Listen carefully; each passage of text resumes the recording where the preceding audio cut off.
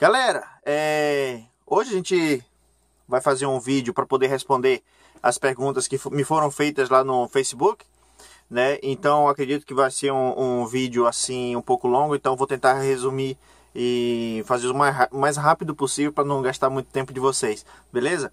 Então eu queria começar com a pergunta do Guilherme Perazzolo, deve ser assim que pronuncia. Por que lavar as luvas antes do primeiro uso?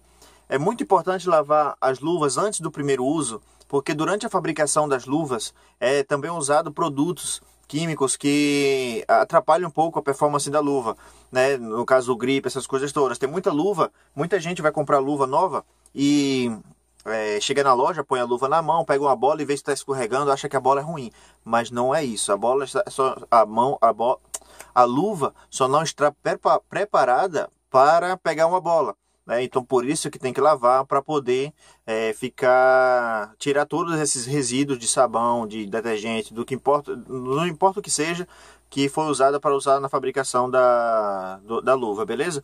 Além do mais, quando você lava, a parte interior da luva, a esponja, a espuma, todo o tecido, ele se solta. Então a luva fica um pouco mais confortável, um pouco mais ajustável na mão, né? Então só há benefícios. E queria aproveitar também para dizer que não é prejudicial lavar a luva. Como eu já havia comentado, o ideal é lavar pelo menos 3 vezes para que a luva esteja no seu top grip. Beleza? Então, se alguém disser para você que quanto mais você lava que o grip sai, não é verdade. Porque eu vou dar um exemplo simples para vocês. Toda a palma dos 4 milímetros, 3 milímetros e meio, 3 milímetros, ela é latex natural, mesmo latex sintético. Então ela tem grip até chegar no tecido de construção da luva. Então o grip não desaparece. O que você precisa é ter um pouco de cuidado com ela, que eu vou responder em uma outra pergunta mais aí na frente. Beleza, Guilherme? Então, já respondendo a sua pergunta. O Robinho Prado, ele me perguntou: vejo seus vídeos, só não entendo como você joga com chuteiras com trava alta no sintético. Robinho, eu não conheço, não é do meu tempo ter gramado sintético no Brasil. No meu tempo era só mesmo terrão ou o gramado de campos particulares, né? Então eu não conheço, atualmente eu não conheço o gramado sintético brasileiro. Mas o gramado sintético daqui, ele é um gramado sintético macio. Há terrenos aqui que eu posso até usar a trava de metal, o SG alta, que não há problema, mas não é necessário, claro. Então eu prefiro usar um FG normal, desse aqui, porque eu já tirei algumas fotos, algum vídeo, alguma coisa assim, onde dá para ver que as travas elas desaparecem dentro do terreno, da grama sintética, não é? Ela é bem macia, tem borracha por baixo também, algumas tem a grama, o plástico um pouco bem alto também, né?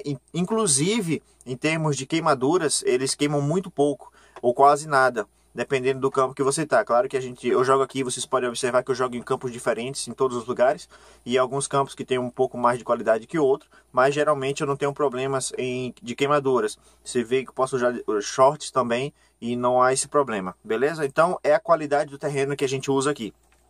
Eu queria até te mostrar, não sei se ela está aqui fácil. Tá.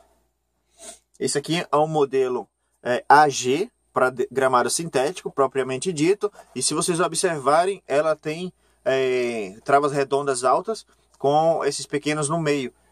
Mas, em relação a uma FG, a diferença praticamente não existe. Só na parte de trás, onde tem travas retas e travas redondas. Então, no fundo, não há problema nenhum. Beleza? Isso é Canadá. Respondendo a pergunta do meu parceiro Marcel Low Life, Vida Baixa, você tem cuidados com a alimentação para evitar o ganho de peso? Marcel, não. Eu não tenho. Eu como que eu gosto, eu como McDonald's, eu como hambúrguer, eu como batata frita, eu como porcaria mesmo, e não me importo com isso. Eu não engordo, talvez pelo fato de treinar sempre, pelo fato de jogar sempre e pelo fato também de trabalhar sempre. Como eu trabalho um pouco menos no inverno eu engordo um pouquinho mais, mas estou sempre treinando, sempre jogando no inverno. Então isso equilibra um pouco, mas sem dúvida no inverno, justamente porque eu não trabalho muito, eu engordo um pouquinho mais do que no verão. No verão é paulada, é trabalho o dia todo. O Victor Goulart é um outro parceirão aí. Eu fiz um resumo da pergunta dele aí. Você trocaria o futebol por outro esporte? Por quê? E a respeito do futebol society, o futsal, o que acha? Victor, o que eu aprendi nos meus 31 anos de vida é que não existe esporte ruim. Se existisse o esporte ruim, ninguém jogaria. Há preferências, cada pessoa prefere um tipo de esporte. Eu sou um cara bem esportivo, já joguei tênis, mas não competitivamente, claro, né? Já joguei tênis, já joguei futevôlei, já joguei vários tipos de esportes e eu gosto de todos. Claro que a minha preferência é o futebol, porque eu me dou melhor no futebol, porque eu sei jogar melhor futebol, né? Mas se eu trocasse de um outro esporte, com certeza eu ia gostar. Para mim, eu acredito que todos os esportes são bons, desde que você goste dele, claro, né? Não existe esporte ruim. Essa é a justa causa. E a respeito do futsal, o que você acha? Cara, o futsal, quando eu cheguei no Canadá, eu estava muito habituado com o futebol de 11. Era assim que a gente jogava no Brasil. A gente não ou era golzinho, né? Ou era futebol de 11. Então, quando eu cheguei aqui, eu odiava o futebol society, porque eu não estava habituado com aquilo. Eu não gostava daquilo. Eu preferia estar onde eu estava mais tranquilo, mais confortável. Mas com o tempo, principalmente por eu ter chegado aqui no inverno, mas espera, eu fiquei acho que 2 ou 3 anos sem jogar quando eu cheguei aqui, porque eu não conhecia ninguém, não sabia como é que funcionava. Mas quando eu comecei a jogar, a única opção que tinha no inverno era futebol society. No inverno aqui não tem futebol de 11, porque custa caro. Para vocês terem uma ideia, custa $1.000, $1.200 por hora para alugar um campo de 11. Então, as únicas opções que tem aqui no inverno é justamente futebol society. Com o tempo, eu fui aprendendo a jogar society e hoje eu me sinto muito melhor jogando society do que o futebol de 11. Tanto que eu gostaria muito que a Federação do Quebec fizesse uma categoria semiprofissional de futebol society e com certeza eu iria me meter para dentro. Da mesma maneira como ele já tem o futebol futsal, o futebol de 11 semiprofissional, e para mim só tá faltando aí um futebol de 7. Quem sabe daqui a alguns anos, alguns meses, quem sabe. Vamos torcer por isso aí, porque eu vou me botar a cara dentro. Josilan Fonseca. O estilo de treinamento do treinador de goleiro pode diretamente desenvolver ou inibir determinada característica do goleiro? Com certeza, sem dúvida. Do meu ponto de vista, eu não quero também falar coisas que não são verdadeiras, né? Até porque eu não tenho a mesma experiência do que grandes treinadores, como o próprio Valdir Bardi, o Erasmo Serafim. Não vou poder falar todos, né? Mas a gente tem muitos, o Rodrigo também, o Ronaldo também, tem muitos treinadores aí que a gente está sempre em contato no Facebook, né? Então também não quero falar muita porcaria, né? Mas eu, quando sou treinador aqui, quando eu tenho meus goleiros para treinar, eu observo muito quais são as dificuldades de determinado goleiro, né? Porque eu acho que não vale a pena ficar treinando algo que ele já está, digamos que bom, né? Claro, tem que treinar tudo, não digo que não deve treinar uma coisa ou outra, mas deve se dedicar mais ao que o goleiro tem de dificuldade, queda rasteira, bola alta, cruzamento, escanteio, faltas, né? Então eu acho que a gente tem que se dedicar mais no que o goleiro tem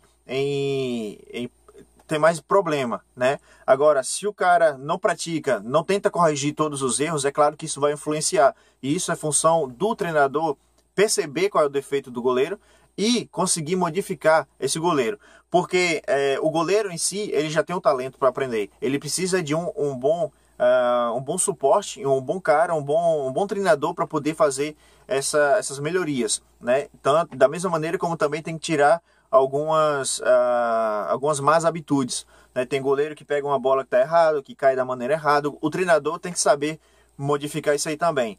Então, com certeza, o treinador é responsável por melhorar ou piorar o goleiro. O Lisandro Alves mandou também uma pergunta. Uma falta na frente da área, no centro do gol, qual é o melhor lado para colocar a barreira? Bom, Lisandro, quando eu passo por essa situação, eu observo muito com qual perna o atacante vai bater e com certeza qual lado é melhor para mim para poder saltar naquele momento, né? E então eu vejo mais como uma opção pessoal do goleiro. Quando eu vejo uma bola no meio, se for um jogador que bate com o pé direito, eu tenho duas opções. Seja colocar a bola a barreira na minha direita e deixar o lado esquerdo para que ele bata, ou eu posso também usar uma barreira meio que inversa naquele momento e colocar a barreira na frente dele e tirar esse ponto de vista dele, né? Então é muito, não há uma certa posição para colocar a barreira. É uma questão mesmo pessoal. Você pode colocar na direita ou na esquerda, mas tem que se observar justamente o jogador que vai bater, a maneira como ele bate, a perna com que ele bate. Então essa é uma questão bem pessoal que deve ser decidido ali naquele momento. O Gabriel Patriota também mandou uma pergunta. Queria saber o que acha do estilo do goleiro Neuer. Para o meu ponto de vista, eu não gosto. Não estou dizendo que ele não faz certo, que não é a melhor maneira. Eu não sou ninguém no mundo para poder criticar a maneira como um atleta faz. Do meu ponto de vista, eu não gosto. Até porque se eu fosse um atacante que estivesse jogando contra o Neuer, por exemplo, eu com certeza iria sempre observar onde é que ele estaria no campo, na área, para saber se eu poderia mandar uma bola por cobertura. Eu não sei porque que os jogadores não tentam essa opção de mandar a bola por cima dele. Aliás, ele já levou gols dessa maneira, né? Ele só não leva com tanta frequência como deveria. Mas eu não gosto disso. Para mim, eu aprendi aí no máximo na meia-lua, né? Às vezes o treinador pede para subir um pouco mais, dependendo do estilo do treinador, e o treinador também é responsável pela performance do jogador, do atleta, não só como goleiro, mas também como jogador de linha. O treinador, você tem que, no caso, no fundo, obedecer também algumas ordens que o treinador lhe dá. Não só o treinador, o head coach, como o treinador de goleiros também. O Ivan Pedro. Qual a lesão mais grave você já sofreu jogando no gol e como evitar lesões comuns, como esfoladas e luxações? Cara, a minha lesão mais grave foi no joelho e eu sei que foi por culpa minha, né? Apesar de ter sido sozinho, que eu ter machucado sozinho. No início de 2014, na verdade no último jogo da pré-temporada, era o último jogo da pré-temporada justamente, e a gente foi pro campo para poder fazer esse jogo. Só que eu não me interessei porque eu tinha um bom amigo nessa equipe na época, e eu não pensei em fazer o aquecimento. Esqueci-me de fazer o aquecimento, comecei a conversar com ele, conversando, só colocando a chuteira ali, o equipamento, pá, tá. E aí o árbitro chamou logo para jogar. E eu pensei, eu vou entrar no gol, vou me aquecer na área, vou me aquecer ali na pequena área mesmo. Só que foi muito rápido, porque justamente nos primeiros minutos do jogo, eu peguei 1 contra 1 com o atacante, e eu abri a minha direita, ele vinha da minha esquerda, né? Então eu abri a minha direita justamente para ele chutar na direita e eu consegui interceptar a bola. E foi tudo que aconteceu. Aconteceu da maneira como eu queria. Abri a minha direita, ele veio e chutou na minha direita. Foi no movimento que eu fiz para fechar o ângulo da direita que quando eu coloquei toda a força da minha perna esquerda para empurrar o corpo para o lado direito, o meu joelho deu como a gente chama aqui, um craque, sabe? Eu senti o joelho na hora, como se saísse do lugar e voltasse. E naquele momento ali, consegui fazer a defesa, mas naquele momento eu sabia que eu não poderia mais continuar o jogo, pelo menos não naquele jogo. Então eu saí engateando, fui para fora do campo, né? O pessoal veio ver e tal, aconteceu aquilo tudo, mas foi a minha lesão mais grave. E justamente para evitar esse tipo de lesão, independentemente se ser no joelho, no cotovelo ou no músculo qualquer, é preciso fazer um bom aquecimento. Esse foi o meu erro, eu não fiz um bom aquecimento. Então é preciso fazer um bom aquecimento de pelo menos 45 minutos antes de jogar. E para o pessoal que é um pouco mais velho, 40, 50 anos, mais tempo de aquecimento para poder evitar isso aí. Como evitar esfoladas e luxações? Dependendo do campo onde você está, você pode usar também camisas de compressão, short de compressão para evitar alguns determinados arranhões, principalmente para quem joga no campo sintético, né, para evitar esse tipo de coisa. O Leandro Reis me mandou uma pergunta que é bem interessante, e eu gosto de responder esse tipo de pergunta, que é: como devo guardar as luvas novas ou usadas por um longo período e evitar que a palma resseque? Leandro, eu cheguei a comentar sobre isso justamente no vídeo de lavagem que eu havia feito, que eu havia refeito na verdade, que é como lavar, como secar e como armazenar as luvas. A sua pergunta é justamente como armazenar.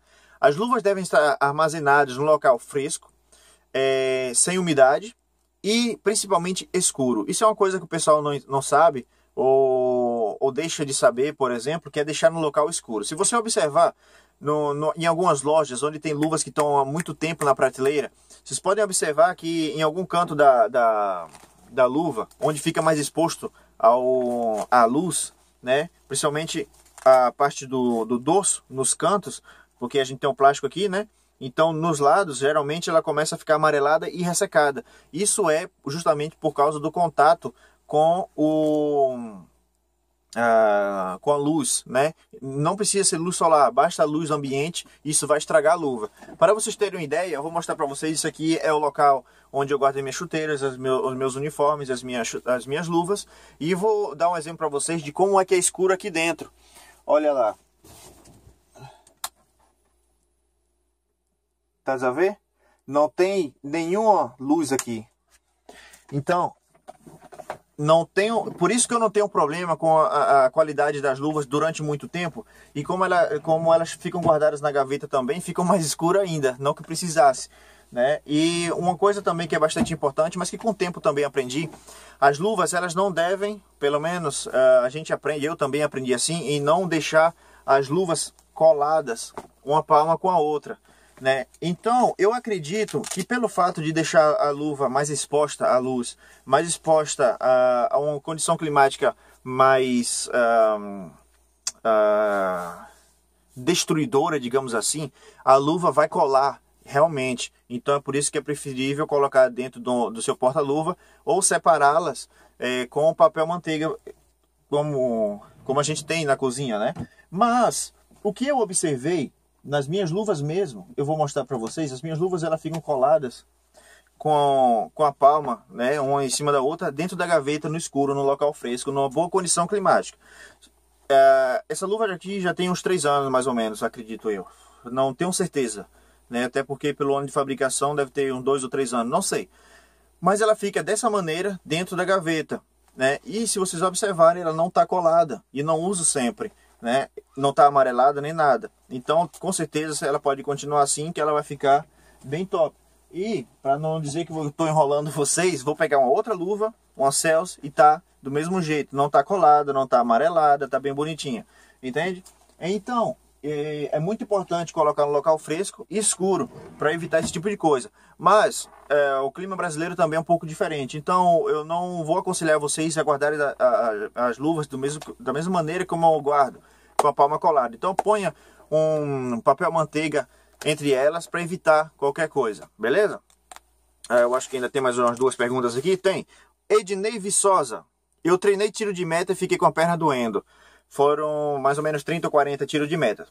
Ednei, é muito importante, como eu falei, fazer um bom aquecimento antes e também fazer alongamentos depois. E outra coisa, observe se você também não está forçando muito, fazendo 30 tiros, 40 tiros, pode ser que você também esteja forçando. Aqui no semiprofissional a gente treinava pelo menos 15 ou 20 tiros mais ou menos e parava justamente para evitar qualquer tipo de lesão. Então tenha cuidado com a quantidade de chutes que você faz e também como você está preparado para fazer isso, justamente para evitar qualquer tipo de lesão, beleza? Então faça um bom aquecimento e faça um bom alongamento também depois. E para terminar, uma última pergunta do João Vitor Araújo. Hoje em dia, como você vê a preparação dos goleiros da Série A e o que acha dos goleiros que jogam como líbero? Isso eu volto um pouquinho mais naquela pergunta sobre o Noia, né? A preparação dos goleiros da Série A. Para falar a verdade, eu não acompanho os treinamentos, eu não acompanho o trabalho dos treinadores, então eu não posso comentar sobre o que eu acho ou o que eu não acho. Mas eu acredito que deve se dedicar ao que o goleiro tem mais problemas. E o treinador tem capacidade de saber isso. Principalmente no treinamento, porque ele passa o tempo todo com o goleiro, o dia todo, todos os dias, então o treinador é responsável para saber quais são as dificuldades. Então eu não posso falar sobre como está sendo o treinamento dos goleiros da Série A, mas isso é uma questão universal. Em qualquer lugar do mundo, o treinador deve saber quais são as dificuldades do goleiro para poder melhorar e fazer com que ele seja um ótimo goleiro, né? É isso aí. E sobre o goleiro ser um líbero, como o próprio Noia, como alguns goleiros têm tentado fazer e às vezes dá errado, justamente porque eles não estão habituados a essa maneira de jogar. Eu acho que é muito importante que o goleiro saiba suportar a própria defesa, avançando um pouquinho, né, e vindo para um lado, vindo para o outro, acompanhando o movimento da bola e mostrar à defesa que ele está ali também para dar um suporte se necessário. O que eu não gosto, voltando àquele assunto que eu acabei de comentar, o que eu não gosto é que quando ele sai muito da área e corre o risco de sofrer um gol por cobertura, né? Claro, aí você vai me dizer, mas tem goleiro que sabe usar as pernas. Independentemente de saber usar as pernas, se a bola vem por cima, ele não pode fazer nada. Então tem que ter muito cuidado com isso. Se eu tivesse algum goleiro assim, na verdade, eu sempre, quando eu fui treinador de goleiro em alguma equipe, a minha ordem era sempre essa, no máximo na linha da meia-lua. Mas o meu antigo treinador... Não, o seu antigo treinador, ele fazia isso, mas eu tô aqui hoje. Então você tem que fazer como eu tô te dizendo. E era assim como a gente treinava, beleza? Então, eu espero ter esclarecido essas perguntas. E queria mandar também um abraço para o pessoal aí que está sempre acompanhando a gente no Facebook, no próprio YouTube. Que eu queria começar com o Newton Souza. E mandar um abraço também para o Gabriel Marques, o Cauê Miranda, o João Felipe Andreso, a Viviane de Oliveira, está sempre no Instagram também, bem legal. O Maicon Rocha, o Naidson Santos, o Rafael Vicentini, parceirão também. O Tigo Macedo, cariocão, que está aqui no Canadá também, que acabou de se mudar. Um grande parceiro também. A Carla Andréia, o Matheus Miranda e o Pedro Henrique. Valeu, galera. Muito obrigado mais uma vez por ter assistido. Acho que é o vídeo mais longo que eu tenho a parte dos jogos e de treinamentos, né? Mas muito obrigado e muita desculpa por ter ocupado tanto tempo de vocês. Valeu, galera. Brigadão e um abraço também pro pessoal lá em Portugal. Adoro Portugal. Valeu, pessoal. Tchau, tchau.